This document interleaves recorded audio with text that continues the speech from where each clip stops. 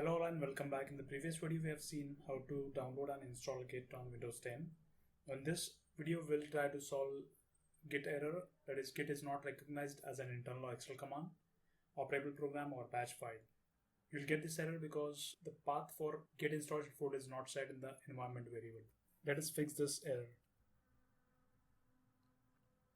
You go to Window Explorer and locate the Git installation folder. So on my machine it is on C drive, program files and Git folder.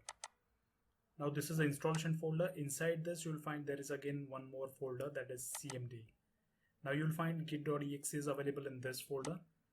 Now you can set this path to solve that error. Now what you do is copy this path from the address bar,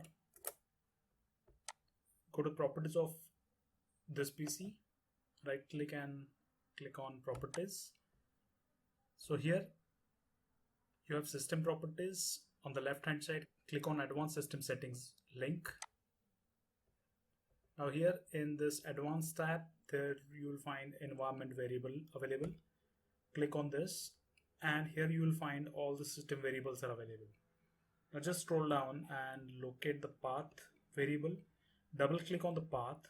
Now here you'll find all these paths are set. Now we want to append the path to this existing path. So click on new button, new row is enabled and paste the path you have copied.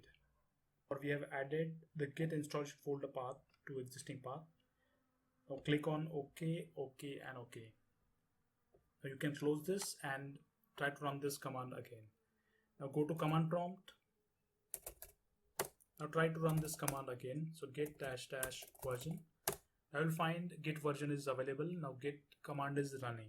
Now in this way you can solve Git error by setting the environment path variable. So I hope this is clear. So thank you for watching this video. Please like, comment and share this video with your friends, and don't forget to subscribe to us and click on bell icon to get more videos like this, and I will see you in the next video.